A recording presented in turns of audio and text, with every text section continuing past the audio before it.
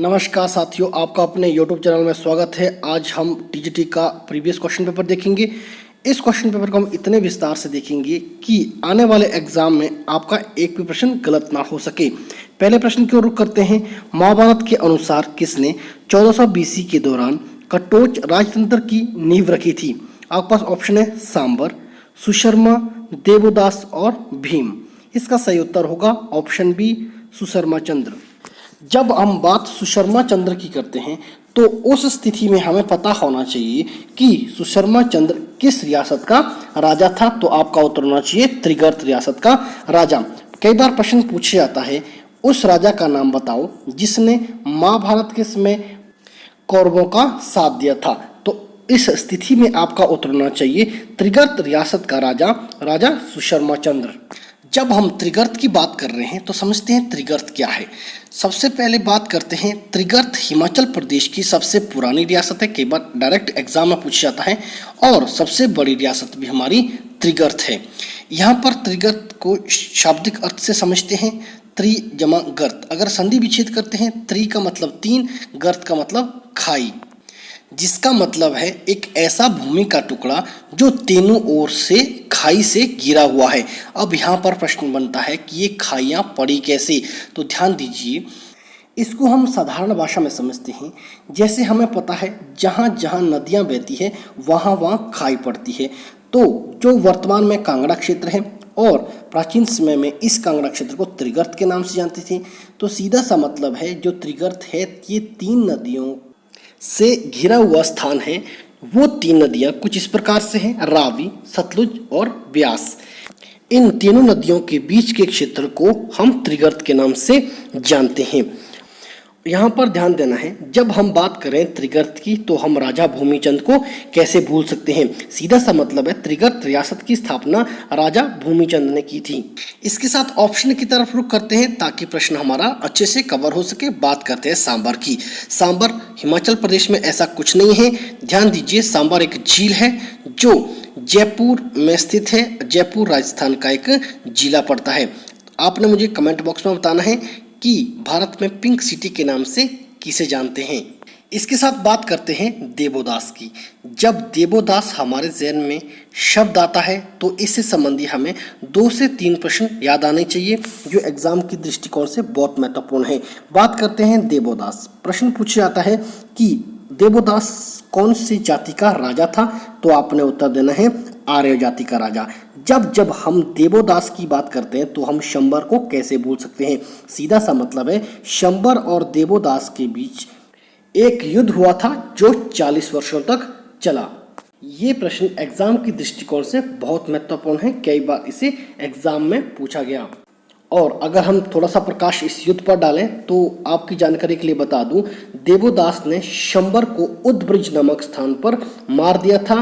और कई बार प्रश्न पूछा जाता है कि देवोदास का जो सलाहकार था वो कौन था? आपका उत्तर होना चाहिए ऋषि भारद्वाज। इसके साथ अगर हम बात करते हैं अंतिम ऑप्शन की, भीम की पत्नी से हमें याद आता है और उसके पुत्र घटोत्कच से हमें याद आता है जिला कुल्लू। अगर हम बात करते हैं माता हिडिंबा की, माता हिडिंबा का मंदिर कुल्लू में है। और यहाँ पर जो मेला लगता है जिसको हम डोंगरी मेले के नाम से जानते हैं। साथ ही साथ हमें ये भी पता होना चाहिए जो माता हिडिंबा का जो मंदिर है ये राजा बहादुर सिंह ने बनाया था। कब बनाया था? 1553 ईस्वी में बनाया था। और कई बार पूछा जाता है कि जो माता हिडिंबा का मंदिर है यह कौन सी शैली में बना है? तो आपका उत्तर होना चाहिए पैगोडा शैली में। कई बार प्रश्न पूछा जाता है कि घटोत्कच का संबंध किस जिले से है? तो उत्तर होना चाहिए कुल्लू जिले से। और यहाँ पर आपने मुझे उत्तर देना है जिस प्रकार मैंने बताया, एक माता हिडिंबा का मंदिर कुल्लू जिले में है, दूसरी माता हिडिंबा का मंदिर कहाँ पर स्थित है? एग्जाम की दृष्टिकोण से महत्वपूर्ण है। अगले प्रश्न की ओर करते हैं। निम्न में से कौन सा स्थान प्राचीन काल में जगतसुख की राजधानी रहा? कलूता, त्रिगर्त, सुकेत और मंडी। इसका सही उत्तर है ऑप्शन ए, कुलूता या कुलूत। सीधा सा मतलब है कुल्लू जिले की बात हो रही है। जब हम बात करते हैं जगतसुख की तो ध्यान दीजिए, हिमाचल प्रदेश की जिला कुल्लू की 3 राजधानियां मुख्य तौर पर रही है।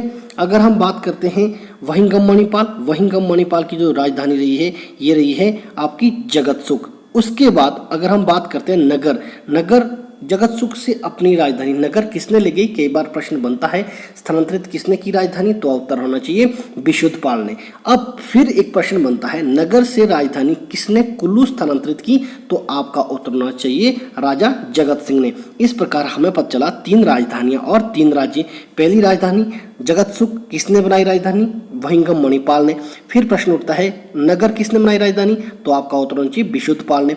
अंतिम बात अगर हम करते हैं कि कुल्लू राजधानी किसने बनाई, तो आपका उत्तर होना चाहिए राजा जगत सिंह ने। इतना हमें इस प्रश्न के बारे में पता होना चाहिए, एग्जाम की दृष्टिकोण से बहुत महत्वपूर्ण है। और इसके साथ हमें एक बात और पता होना चाहिए, जिस प्रकार मैंने पहले प्रश्न में कहा था कि त्रिगर्त हिमाचल प्रदेश की सबसे पुरानी रियासत है। अगर हम दूसरे नंबर की सबसे पुरानी रियासत की बात करते हैं तो हमारा उत्तर होना चाहिए कुल्लू रियासत। इसके साथ ऑप्शन की बात करते हैं। त्रिगर्त के बारे में मैंने पहले बता दिया है। अब बात करते हैं सुकेत और मंडी रियासत की। जब हम मंडी रियासत की बात करते हैं तो सबसे पहले हम पता होना चाहिए मंडी रियासत की स्थापना किसने की थी, तो आपका उत्तर होना चाहिए बाहुसेन ने। अगर प्रश्न यहाँ पर कई बार पूछा जाता है कि मंडी शहर की स्थापना किसने की, तो उत्तर होना चाहिए राजा अजवर सेन ने।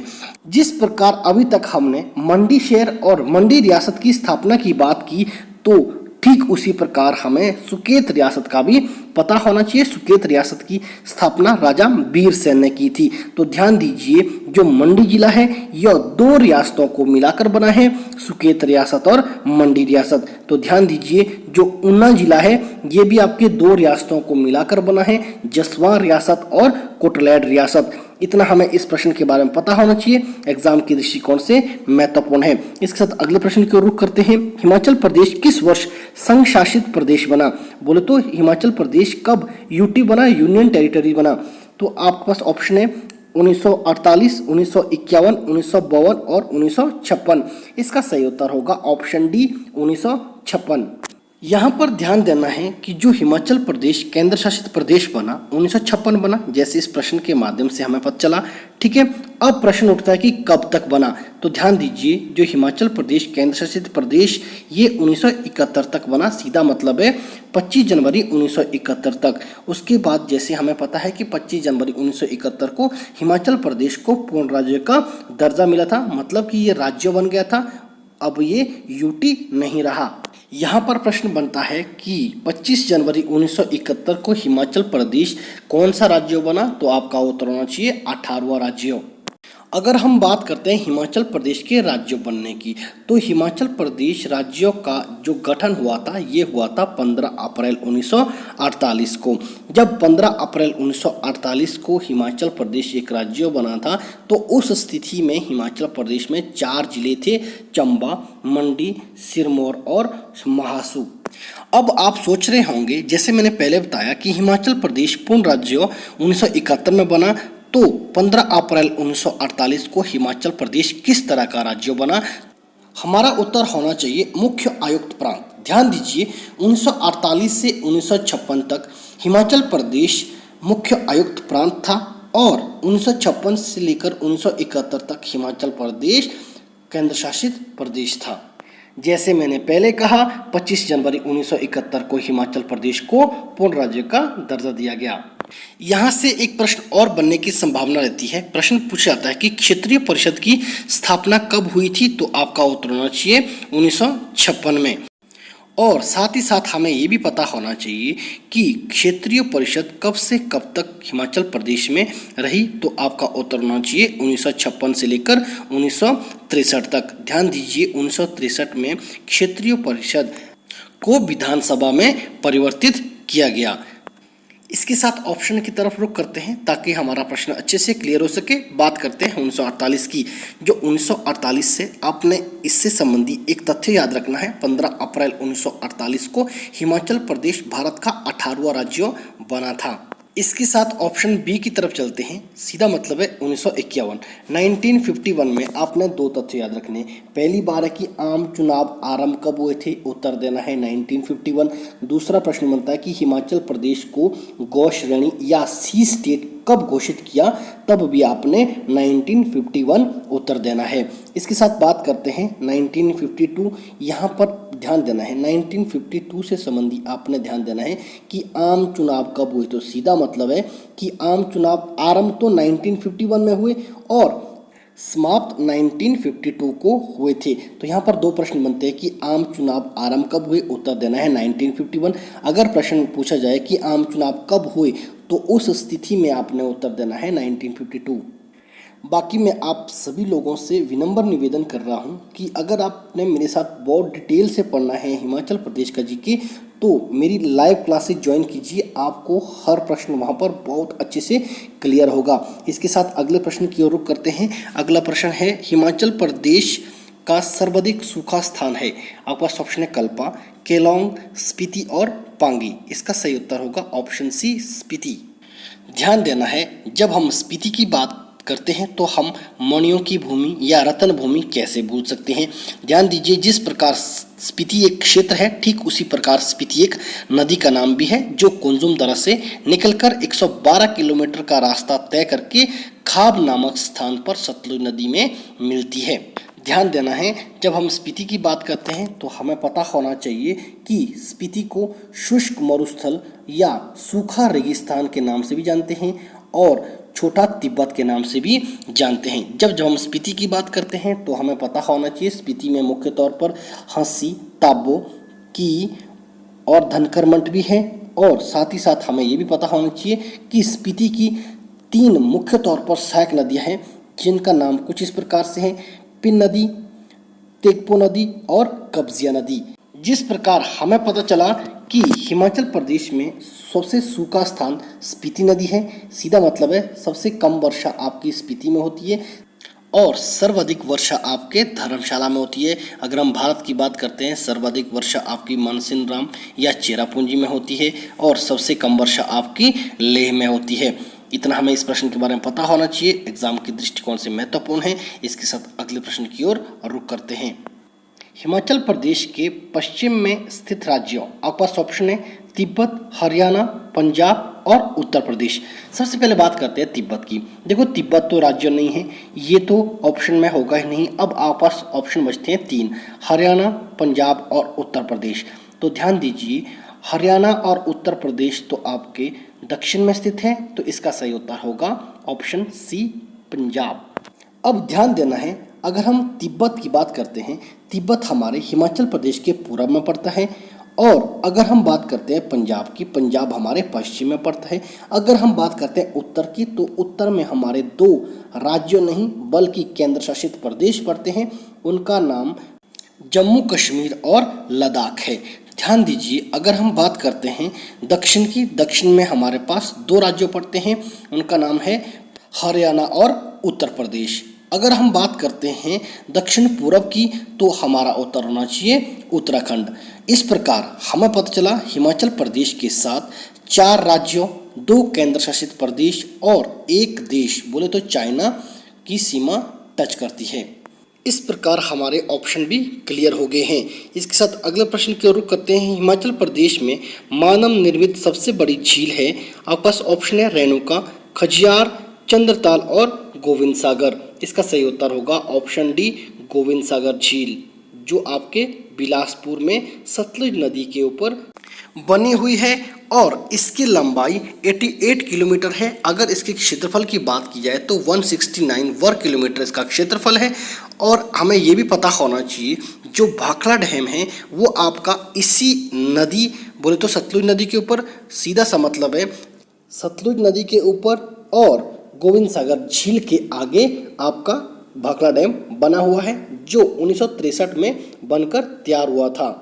कई बार प्रश्न पूछा जाता है कि हिमाचल प्रदेश का सबसे ऊंचा डैम कौन सा है, तो आपने उत्तर देना है भाखड़ा डैम। अगर हम भारत की बात करते हैं तो उस स्थिति में सबसे ऊंचा डैम टिहरी डैम है जो उत्तराखंड में पड़ता है। अगर प्रश्न पूछा जाए कि भारत का दूसरा सबसे ऊंचा डैम कौन सा है, तो आपका उत्तर होना चाहिए भाखड़ा डैम, जिसकी ऊंचाई 226 मीटर है।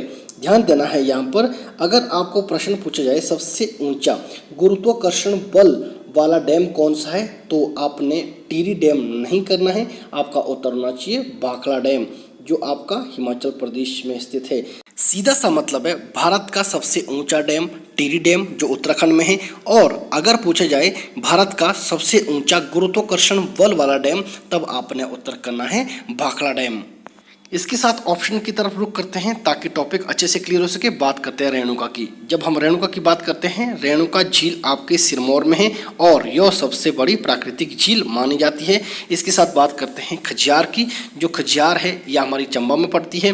खजियार झील का जो नामकरण हुआ है ये देवता खजीनाग के नाम पर हुआ है। ध्यान देना है यहाँ पर, जब हम खजियार की बात करते हैं, खजियार को हम मिनी स्विट्जरलैंड के नाम से जानते हैं। आपने मुझे कमेंट बॉक्स में बताना है कि खजियार को मिनी स्विट्जरलैंड की संज्ञा किसने दी थी। इसका बात करते हैं ऑप्शन सी चंद्रताल की। जो चंद्रताल झील है यो आपके लाहौल स्पीति में स्थित है। चंद्रताल जिस प्रकार चंद्रताल झील है ठीक उसी प्रकार चंद्रा नाम का एक ग्लेशियर है और चंद्रा नाम की एक घाटी भी है। और अगर हम बात करते हैं यहाँ पर चंद्रा नाम की एक नदी भी है। तो इस प्रकार हमें पता चला चंद्रा नाम की झील है, नदी है, घाटी है और ग्लेशियर है। एग्जाम की दृष्टिकोण से बहुत महत्वपूर्ण है। आशा करता हूं कि आपने अभी तक मेरे YouTube चैनल को सब्सक्राइब भी कर दिया होगा और लाइक और शेयर कमेंट भी कर दिया होगा। इसके साथ अगला प्रश्न देखते हैं। वैदिक काल में चिनाब नदी को जाना जाता था। आपके पास ऑप्शन है मुक्तेश्वरी, गिरिगंगा, अर्जकिया और इनमें से कोई नहीं। इसका सही उत्तर होगा ऑप्शन डी, इनमें से कोई नहीं। अब प्रश्न उठता है कि चिनाब नदी का वैदिक कालीन नाम क्या था। तो आपका उत्तर होना चाहिए अस्किनी। अगर हम बात करते हैं अर्जकिया की, तो जो अर्जकिया है ये ब्यास नदी का वैदिक कालीन नाम है। जैसे हमें पता है कि हिमाचल प्रदेश में मुख्य तौर पर 5 नदियां हैं, तो हमें उनका वैदिक कालीन नाम पता होना चाहिए, जो एग्जाम की दृष्टिकोण से बहुत महत्वपूर्ण है। अगर हम बात करते हैं ब्यास नदी का, ब्यास नदी जैसे मैंने पहले बताया अर्जकिया इसका वैदिक कालीन नाम है। अगर ब्यास नदी का संस्कृत नाम पूछा जाए तो आपका उत्तर होना चाहिए बिपाशा। इसके साथ बात करते हैं रावी नदी की। रावी नदी का जो वैदिक कालीन नाम है वो है पुरुषनी। अगर हम बात करते हैं रावी नदी की संस्कृत नाम की तो उत्तर होना चाहिए इरावती। इसके साथ बात करते हैं यमुना नदी की। यमुना नदी का वैदिक कालीन नाम कलिंदी है। और अंत में बात करते हैं सतलुज नदी की। जो सतलुज नदी है इसका वैदिक कालीन नाम शतुद्री है और संस्कृत नाम शतुद्रु है। एग्जाम की दृष्टिकोण से बहुत महत्वपूर्ण है, इतना हमें इसके बारे में पता होना चाहिए। जैसे आप इस प्रश्न के ऑप्शन बी में देख पा रहे हैं गिरिगंगा, तो प्रश्न बनता है कि गिरिगंगा हिमाचल प्रदेश में कहाँ है। तो आपका उत्तर होना चाहिए सिरमौर जिले में। कहाँ से निकलती है? कुप्पर पहाड़ियों से निकलती है। और कई बार एग्जाम में प्रश्न पूछा जाता है कि जो गिरी नदी है यो यमुना नदी के साथ कहाँ मिलती है, ये नदी में कहाँ मिलती है। तो आपका उत्तर होना चाहिए मुकमपुर या रामपुर घाट में। जब जब हमें गिरी गंगा की याद आती है तो हमें 4 गंगाएं याद आनी चाहिए हिमाचल प्रदेश में। सबसे पहली बात है बाण गंगा जो ब्यास नदी की सहायक नदी है। अगर हम बात करते हैं खीर गंगा की, ये भी ब्यास नदी की सहायक नदी है। और अंत में बात करते हैं गुप्त गंगा जो आपकी मंडी में स्थित है। यो आपकी गंगा नहीं, सीधा मतलब है नदी नहीं है, बल्कि ये एक झरना है। इसके साथ अगले प्रश्न की ओर रुख करते हैं। चोलांग चोटी अवस्थित है। आपके पास ऑप्शन है जास्कर पर्वत श्रेणी में और पांगी पर्वतमाला में, धौलाधार पर्वत श्रेणी में और इनमें से कोई नहीं। इसका सही उत्तर होगा ऑप्शन सी धौलाधार पर्वत श्रेणी में। अब हमें कैसे पता चला, ध्यान दीजिए। जो चोलांग चोटी है, ध्यान देना है, ये आपके कांगड़ा में स्थित है। सीधी भाषा में बोलूँ तो जो चोलांग चोटी है यह कांगड़ा की दूसरे नंबर की सबसे ऊंची चोटी है। यहाँ पर प्रश्न बनता है कि पहले नंबर की सबसे ऊंची चोटी कौन है। तो आपका उत्तर होना चाहिए हनुमान टिब्बा। ध्यान देना यहाँ पर, जब हम कांगड़ा की बात करते हैं तो हम धौलाधार को कैसे भूल सकते हैं। कई बार प्रश्न पूछा जाता है कि हिमाचल प्रदेश में सफ़ेद चोटी के नाम से किसे जाना जाता है। तो आपका उत्तर होना चाहिए धौलाधार पर्वत श्रृंखला को। और धौलाधार से संबंधित कुछ प्रश्न बनते हैं जो एग्जाम की दृष्टिकोण से बहुत महत्वपूर्ण है। जैसे कई बार प्रश्न पूछा जाता है कि धौलाधार पर्वत श्रृंखला कुल्लू जिले में कहाँ कटती है और कौन सी नदी काटती है। तो आपने उत्तर देना है लारजी नामक स्थान पर धौलाधार पर्वत श्रृंखला कटती है और ब्यास नदी इसको काटती है। अगर हम बात करते हैं शिमला जिले की, शिमला जिले में कहाँ तक धौलाधार पर्वत श्रृंखला फैली हुई है। तो आपका उत्तर होना चाहिए रामपुर तक। रामपुर नामक स्थान पर धौलाधार पर्वत श्रृंखला को सतलुज नदी काटती है। इस प्रश्न के बारे में हमें इतना पता होना चाहिए, एग्जाम की दृष्टिकोण से बहुत महत्वपूर्ण है। इसके साथ अंत में कहना चाहूँगा, जब आपको चोलांग चोटी की बात याद आती है तो आपको चांसल चोटी का भी पता होना चाहिए। इसमें कई बार एग्जाम में आदमी कंफ्यूज हो जाता है, तो ध्यान दीजिए, चोलांग चोटी कांगड़ा में है और चांसल चोटी आपका शिमला में है। आशा करता हूं कि आपने मेरे इस YouTube चैनल की वीडियो को एंजॉय किया। अगर आपको सच में अच्छी लगी, अभी तक आपने मेरे इस YouTube चैनल को सब्सक्राइब भी कर दिया होगा और वीडियो को लाइक, शेयर और कमेंट भी कर दिया होगा। अंत में कहना चाहूँगा, अगर आप मेरे साथ विस्तार पूर्वक स्टडी करना चाहते हैं तो दिए गए नंबर पर आप कॉल कीजिए या SMS कीजिए, आपको क्लास में एनरोल किया जाएगा। नमस्कार, जय हिंद, जय हिमाचल।